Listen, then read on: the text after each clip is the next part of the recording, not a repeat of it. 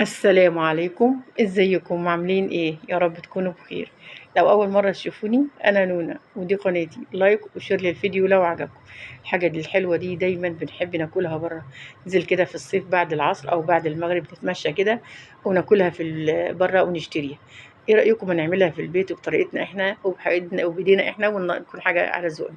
تعالوا كده هنسمي الله وهنصلي على الرسول عليه الصلاه والسلام. كمية كبيرة كده من التين الشوكي جبناها وهنبدأ نعملها في البيت وناكلها في البيت واحنا قاعدين كده، قدام التلفزيون او احنا قاعدين مع بعض شوية قعدة حلوة كده. هنبدأ كده التين ومعانا طبق فيه مية. هنزل بالتين في قلب المية كده بس عشان التين طبعا بيكون فيه شوك وعايزين ايه بس ما يشوكش ايه ويقلل نسبة الشوك شوية. طبعا مش تقشريه وتمسكيه بايدك كده ما ينفعش. لازم نلبس له جوانتيات عشان طبعا الشوك اللي فيه.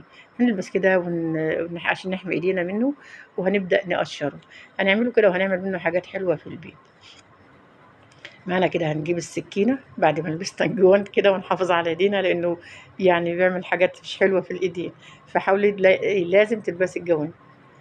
هنبدأ كده هنجيب السكينة وهنبدأ نقشره بنفس الطريقة. طبعا بيكون معاكي كيس اللي هتقشريه فيه تحطيه فيه على طول عشان بس ما يبهدلش الدنيا وترجعي تلمي يعني تعملي حاجات مش حلوة. دايما على طول دايما يكون معاكي كده كيس تلمي فيه كل حاجة. هنقشره بالطريقة زي ما هما بيقشروه بره. وهتشيلي منه كل حاجة وديك هدانها يعني حلوة مش هيجرى لها أي حاجة. وهنعمله بنفس الطريقة كده وتخلعيه كده واحدة واحدة. انا هعمل معاكم كده كام واحده بس عشان تشوفوا بنعمل ازاي. وبيطلع زي ما هو كده. وممكن طبعا احنا بنشتريه من بره متقشر. يعني ممكن الواحد ممكن يخش له على اكتر من 5 جنيه. احنا هنعمله.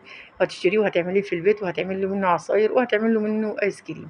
هنبدأ نعمله كده بالطريقة دي وتشيلي كل اللي فيه والزواد اللي فيه. وتنضفيه بنفس الطريقة كده بحرف السكينة ممكن تفتحيه. أو ممكن بإيدك على طول ممكن تعمليه. أنا بعمل معاك ممكن هعمل معاكم الطريقتين بس عشان تقدروا تشوفوا بس ان هما بيقشروه ازاي وممكن تعمليه في البيت بطريقتك انت. تشيلي كل حاجة فيه كده ويكون نظيف اي حلو كده معاكي بنفس الطريقة كده. طبعا انتوا شايفين بتعمل ازاي وانا عملت معاكم كده كام واحدة. بس يعني عشان تقدري تعمليه في البيت يعني بدون ايه تعب ومش هياخد منك وقت. يعني كلنا دايما بنحب ناكله بره كرامة بس اللي ايه طبعا اللي فيه وبنخاف منه ونمد ايدينا عليه عشان القشرة دي. طبعًا ما دام ده الجوانتي في إيدِك ما تخافيش منه. نبدأ نخلّص كده كل الكمية بنفس الطريقة ونقشّره وننضّفه معانا. وهنبدأ كده نعمله معانا وننضّفه ونشيل أي حاجة فيه.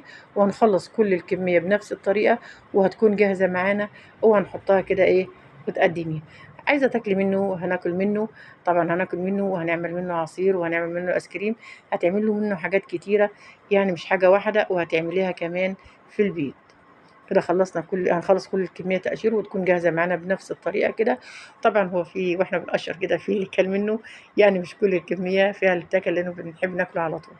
معانا كده الخلاط وهنبدأ بننزل بحبة أو كمية بالنتين ونزلنا عليه بكمية من السكر والسكر ده حسب رغبتك. فرمناه في الخلاط وهنبدأ نصفيه ويكون المصفى يكون ضيق شوية مش عايزين أي حاجة تنزل فيه. هنصفي الكمية معانا كده وتكون جاهزة. وهنبدأ كده تحطيه مثلا في التلاجة أو تحطيه في الكوبايات اللي هتصبي فيها وتحطيها كده وتحطيه في التلاجة وتسيبيه يسقع معاكي شوية. ويكون جاهز معاكي. نبدأ كده نصفيه يعني بتصفيه ونزل لوحده على طول بس بتشيل طبعا أي حاجة منه. زي ما انت شايفة كده كل اللي فيه طلع. مفيش أي حاجة ويكون نظيف معاكي. كده خلصناه وصفيناه وجهزناه. هنبدأ معانا كده نجهزه. هناخد الكمية اللي هناخدها والباقي هنصبه في كوبايات هنشربه. طبعا هنشربه مع حاجات تانية. وتكون كده وتقدميه ويكون ايه. ممكن تعملي تطلعي بيه بره تطلعي له مخصوص بره تعمليه في البيت. معانا كده حوالي كوباية من الآيس كريم كوباية من العصير التين. طبعا هو عليه سكر. ضيف عليه السكر ومجهزاه. مش هتضيف عليه أي سكر تاني. هنزل كده بكمية من الكريم شانتيه وهنبدأ نخفقه كده لحد ما تبدأ الكمية تتضاعف معانا وتتقل معانا وتكون جاهزة. ويكون كده معاكي حضرت آيس كريم بالتين تحفة هتحبيه جدا. أنا مش كنت متوقعة إنه يطلع حلو بالطريقة دي. طبعا شايفين الكمية بتضاعف قد ايه وبتتقل لحد القوام يكون معاكي مظبوط. وهتبدأي كده تصبيه في الكوبايات أو في الكاسات أو في علب ويا ريت يستحسن يكون علب بلاستيك لأنك هتحطيه في الفريزر. فبلاش الإزاز لأن طبعا الإزاز ممكن يتكسر منه. كده خلصناه وبقى معانا جاهز. نبدأ كده نعبيه في العلب البلاستيك اللي ممكن بالطبي تشتريها تعملي بيها كنافة أو حاجات زي كده. تعمليها وتعبيها وتحطيها في الفريزر وتسيبيها تجمد معاكي. وهنجهزه معانا، والعصير هنحطه في التلاجة يسقع معانا ويكون جاهز لحد ما نبدأ نشوي معانا الذرة. وهنشويه معانا في البيت بالحاجات الحلوة وبطريقتنا احنا، وبالحاجات اللي هنعملها وتفكرنا كده بأيام زمان لما كنا أهلنا بيشووا لينا في البيت.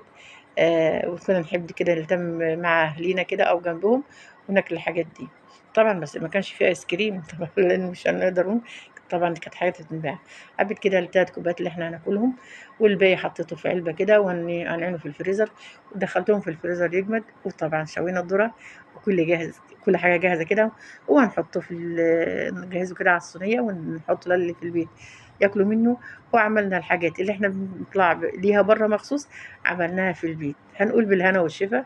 بالهنا والشفا للي كل، وبالهنا والشفا للي شاف، وبالهنا والشفا للي هياكلها، للي هيشوفها ويجربها ويقول لنا رأيه فيها ايه. هنقول لو عجبكم الفيديو ما تنسوش اللايك والشير وتكتبوا لنا كده كومنت وتعليق منكم. حاولوا تتابعونا على صفحتنا على الفيسبوك وعلاقاتنا على اليوتيوب. اسم يومياتنا في المطبخ. مع السلامة، باي.